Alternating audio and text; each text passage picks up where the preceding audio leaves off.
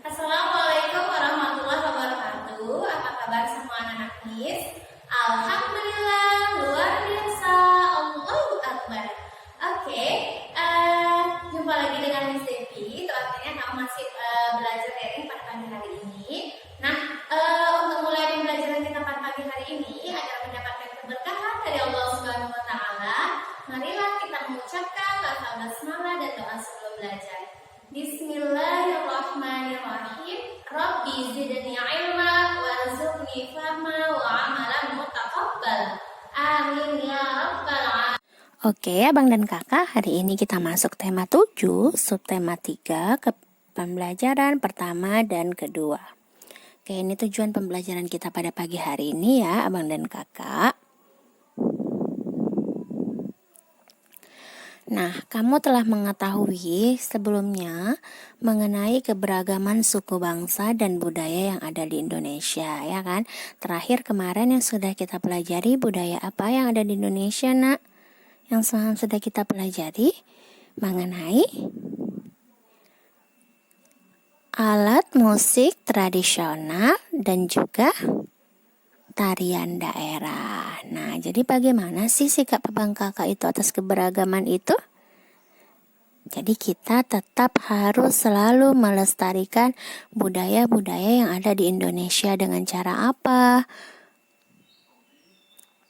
Dengan cara menampilkan tarian-tarian itu dalam acara-acara penting, ya kan, sehingga kita memperkenalkan budaya-budaya yang ada di Indonesia. Oke, pembelajaran kita pada pagi hari ini itu berkenaan dengan Quran Surah Al-Hajj ayat 65 yang artinya, tidakkah engkau memperhatikan bahwa Allah menundukkan bagimu manusia apa yang ada di bumi dan kapal yang berlayar di lautan dengan perintahnya, dan dia menahan benda-benda langit agar tidak jatuh ke bumi melainkan dengan izinnya. Sungguh Allah Maha Pengasih, Maha Penyayang kepada manusia. Nah, jadi semua yang ada di dunia ini ciptaan Allah Subhanahu wa Ta'ala, ya, karena tidak akan terjadi sesuatu kalau Allah tidak ridho. Nah, jadi seperti benda-benda yang jatuh ke bumi, ya kan, kalau nggak atas izin Allah benda-benda itu nggak akan jatuh, ya, karena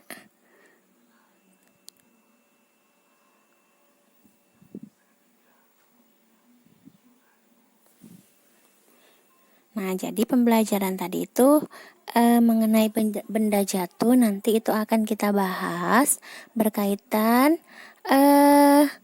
dengan materi tentang gaya magnet, kemudian tentang gaya gravitasi bumi. Nah, kita baca teks ini. Jadi teks ini judulnya tentang supaya tetap rukun, mari kita lakukan sikap ini. Nah, sikap apa sih ya Miss yang harus kita lakukan agar kita tetap selalu hidup rukun? Nah, jadi Abang dan Kakak, agama di Indonesia itu banyak ya, ada beberapa agama yang ada di Indonesia, ya kan? Nah, jadi penduduknya juga beragam. Nah, jadi dengan perbedaan-perbedaan yang ada, bagaimana kita dapat menjaga kesatuan bangsa kita?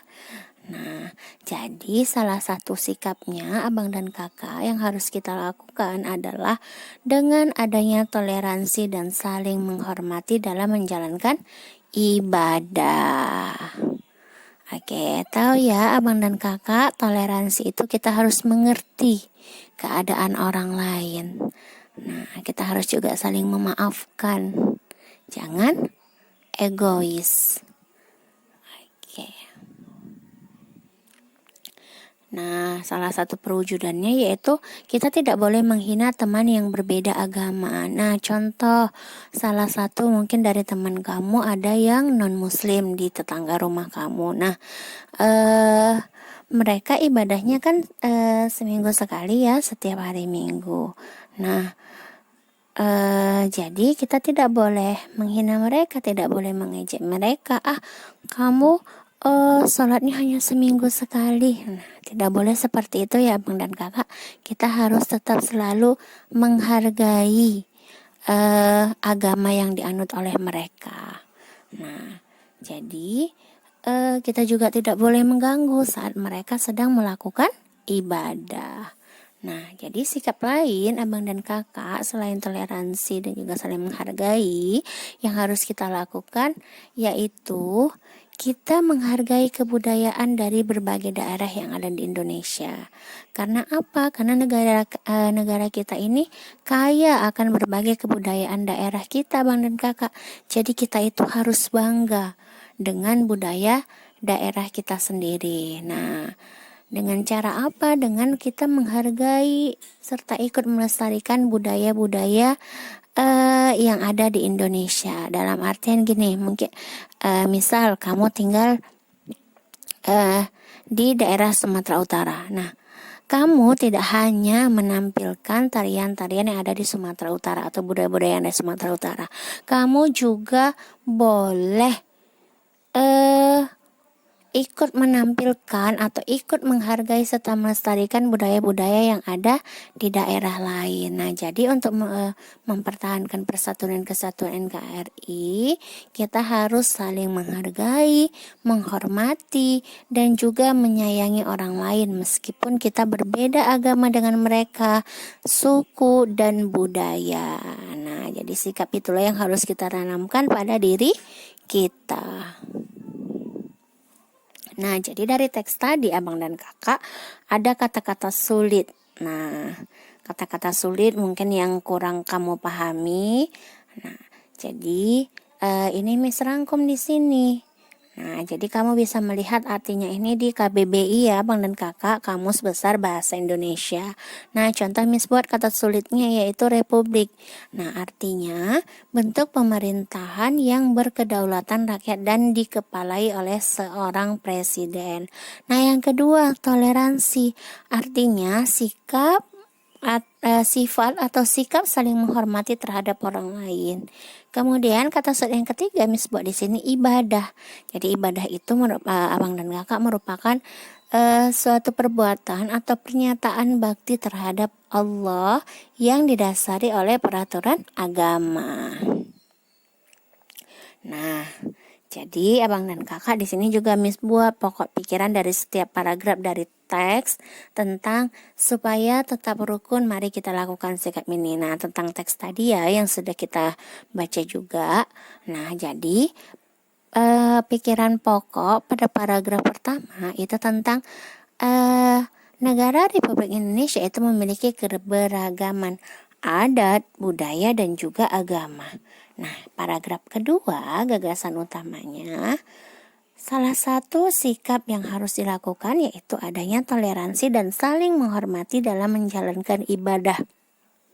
Oke, paragraf yang ketiga abang dan kakak, kita tidak boleh membanggakan kebudayaan daerah sendiri, tapi kita juga harus menghormati dan ikut melestarikan kebudayaan daerah lain. Nah, yang paragraf keempat, pokok pikirannya atau gagasan utamanya, yaitu kita harus saling menghargai, menghormati, dan menyayangi orang lain meskipun berbeda agama, suku, serta budaya.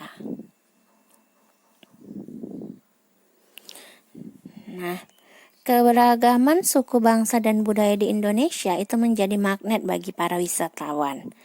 Nah, pernahkah kamu mendengar atau membaca kalimat seperti itu? Nah, magnet artinya apa? Daya tarik, ya kan, Nak? Jadi karena keberagaman suku bangsa dan budaya yang ada di Indonesia itu menjadi daya tarik bagi para wisatawan asing yang datang. Nah, jadi mari kita cari tahu yuk hubungannya magnet dengan daya tarik. Nah, ayo kita mencoba abang dan kakak. Nah, jadi yang pertama itu abang dan kakak sediakan magnet. Magnet batang boleh atau magnet mainan yang bisa ditempelkan pada pintu lemari pendingin atau kulkas. Nah, kemudian abang dan kakak sediakan benda-benda kecil seperti jarum pentul, peniti, pensil, kerikil, dan juga daun. Nah, letakkan di atas meja. Dekatkan magnet pada benda-benda kecil yang tadi. yang sudah kita sediakan. Nah, catat pengamatan abang dan kakak. Nah, jadi abang dan kakak saat bekerja hati-hati ya dengan jarum pentul dan juga peniti. Jangan sampai tangan abang dan kakak tertusuk oleh jarum pentul atau peniti tadi. Nah, apa yang terjadi saat kita dekatkan magnet tadi dengan jarum pentul, peniti, pensil, kerikil, dan juga daun?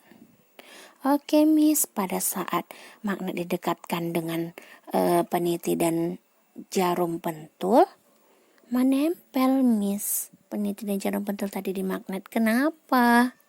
Karena terbuat dari aluminium, Miss, atau besi, Miss.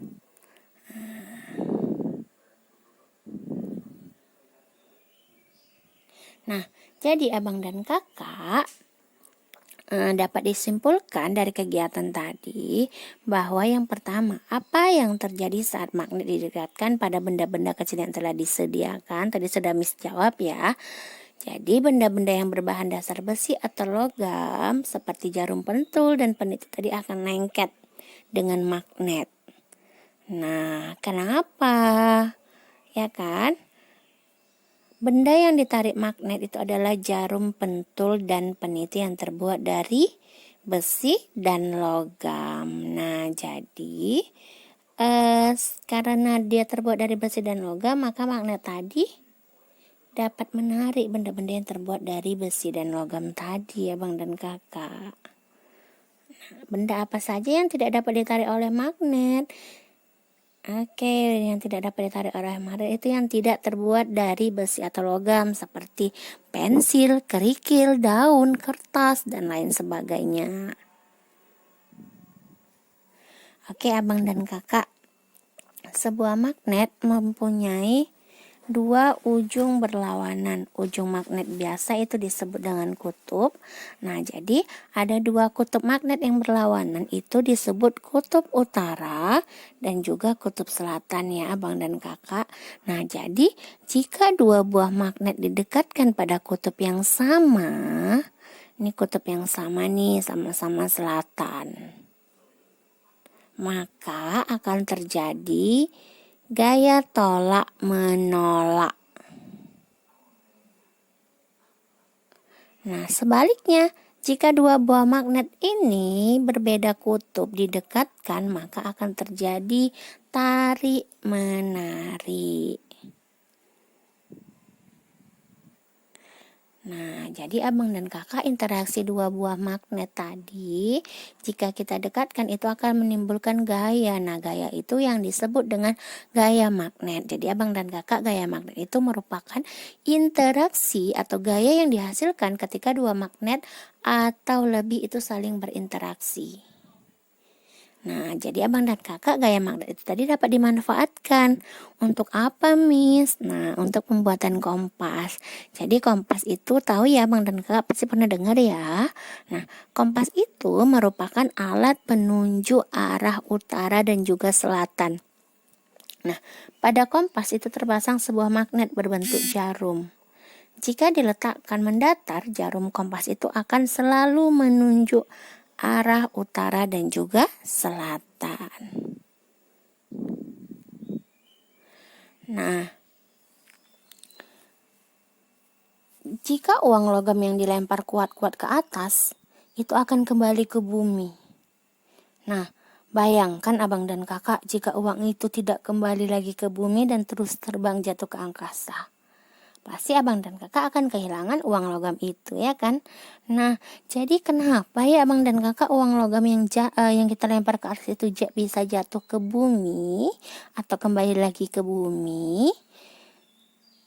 Nah, jadi abang dan kakak, jika ada sesuatu yang dilempar seperti uang logam tadi ataupun buah yang jatuh dari pohonnya, itu langsung jatuh ke bumi karena adanya gaya gravitasi bumi. Jadi abang dan kakak, gaya gravitasi itu adalah gaya yang disebabkan oleh gaya tarik yang dihasilkan oleh bumi, sehingga menyebabkan semua benda yang berada di permukaan bumi selalu tertarik menuju bumi. Jadi abang dan kakak, jika tidak adanya gaya gravitasi, apa yang terjadi, Miss? Nah, bisa saja semua benda yang kamu lempar ke atas itu dapat melayang. Pasti kamu bakal terkejut ya kan? Jika pensil kita campak ke atas, dia nggak jatuh ke bawah malah melayang. Pasti kamu terkejut. Wah, Miss, kenapa dengan pensil itu ya, Miss? Kok bisa melayang? Nah, jadi tadi abang dan kakak, segala sesuatu yang kita lempar ke atas bisa kembali ke bumi karena adanya gaya gravitasi bumi ya abang dan kakak. Nah, jadi oleh karena itu gaya gravitasi itu sangat bermanfaat karena dapat menahan benda-benda agar tetap berada di bumi. Nah, jadi contoh lainnya ini abang dan kakak yang tadi sudah Miss sebutkan juga. Contoh gaya gravitasi yaitu jatuhnya buah dari pohon. Buah yang sudah matang jatuh dari pohon. Karena apa tadi? Karena adanya gaya gravitasi bumi ya abang dan kakak. Oke, kita masuk ke pembelajaran kedua. Nah, keragaman budaya itu menghasilkan karya seni abang dan kakak. Salah satunya yaitu karena seni rupa. Nah, jadi abang dan kakak, kemarin kamu sudah belajar ya mengenai karya montase, ya kan abang dan kakak? Apa itu karya montase kemarin? Karya montase, cara membuatnya seperti apa? Miss, kita tempel-tempel, Miss, gambar yang ada di majalah ataupun koran bekas, kemudian kita tempel sehingga membentuk sebuah tema ya kan, sebuah makna. Misal ini maknanya tentang apa? Tentang sebuah gunung dan juga ada hewan-hewan yang ada di sekitar pegunungan. Nah, jadi Miss ini ingin mengulang ya abang dan kakak. Jadi gambar ini itu menunjukkan ya karya kolase. Nah, jadi bagaimana sih abang dan kakak cara membuat karya kolase? Nanti akan kita bahas ya. Kamu sudah tahu ya karya kolase itu ya menempel benda-benda ya kan? Menempel benda-benda yang ada di alam. Ataupun boleh menempel-nempel kertas ya kan? Nah, jadi karya kolase dan karya mozaik ini itu sangat mirip abang dan kakak karena sama-sama menempel ya kan? Menempel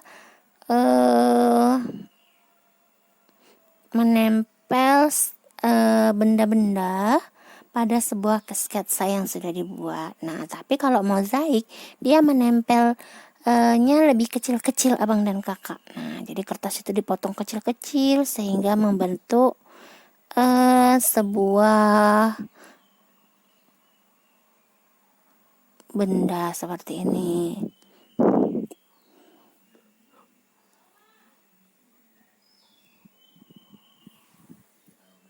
Nah, gambar yang ini itu menunjukkan karya hasil seni aplikasi. Nah, bagaimana ya Mi cara membuat karya seni aplikasi?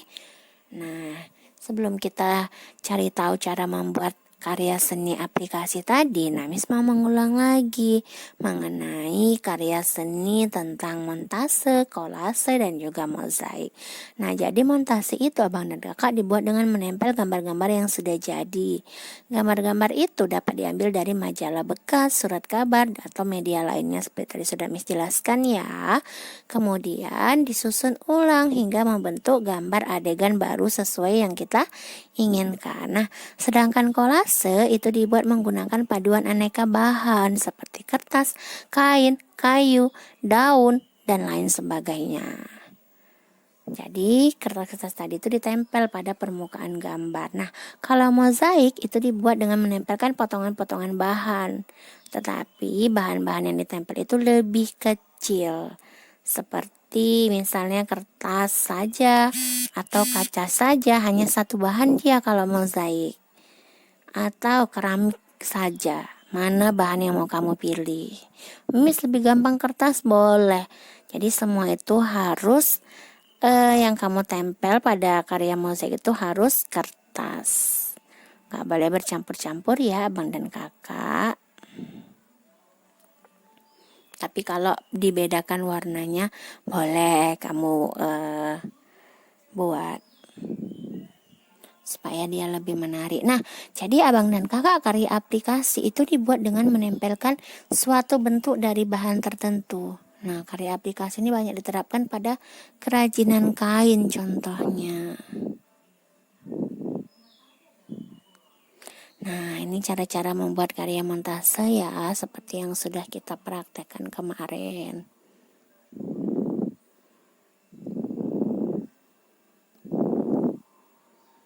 Ini karya kolase abang dan kakak, dan ini karya mozaik. Nah, ini yang akan kita pelajari mengenai cara membuat karya aplikasi. Nah, jadi abang dan kakak yang pertama siapkan bahan untuk aplikasi, misalnya kain atau kertas. Nah, jadi kertas itu kertas yang berwarna abang dan kakak, atau boleh kertas bekas kalender. Jadi rancanglah gambar pada selembar kertas sesuai dengan tema yang abang kakak pilih. Kemudian potonglah kain atau kertas membentuk menjadi bentuk tertentu, misal daun bunga, binatang, atau bentuk-bentuk lain sesuai dengan gambar rancangan. Nah, kemudian tempelkan potongan bentuk pada benda yang akan dihias. Tempelkan menggunakan lem atau dengan menjahit. Nah, ini biasanya abang dan kakak contohnya menjahit kain flanel. Nah, mungkin abang dan kakak di kelas 3 kemarin sudah pernah ya menjahit kain flanel. Jadi, itu merupakan contoh karya aplikasi abang dan kakak. Misal kamu membuat gantungan kunci dari kain flanel. Sebelum kamu buat gantungan kunci itu kamu buat polanya kan di kertas. Misal polanya kamu berbentuk boneka. Nah, jadi boneka tuh kamu gambar di kertas, kemudian kamu bentuk lagi, ya kan, sketsanya di atas kain, kemudian kamu potong, kemudian kamu jahit. Jadi itu merupakan contoh karya aplikasi ya, bang dan kakak. Nah, ini Miss ada 3 latihan. Jadi yang pertama, apa manfaat dari gaya magnet? Tadi juga sudah kita pelajari ya. Yang kedua, apa manfaat dari gaya gravitasi? Nah, yang ketiga, abang dan kakak tentukan benda-benda yang ada di rumah yang dapat ditarik oleh magnet. Oke, selamat mengerjakan. Yang belum mengirim tugas yang kemarin-kemarin, Miss tunggu ya abang dan kakak. Tolong dikirim tugasnya, atau ada yang tidak mengerti bisa japri langsung ke Miss Devi. Ayat enough for today. Let's say hamdalah. Alhamdulillahirrahmanirrahim. Assalamualaikum warahmatullahi wabarakatuh.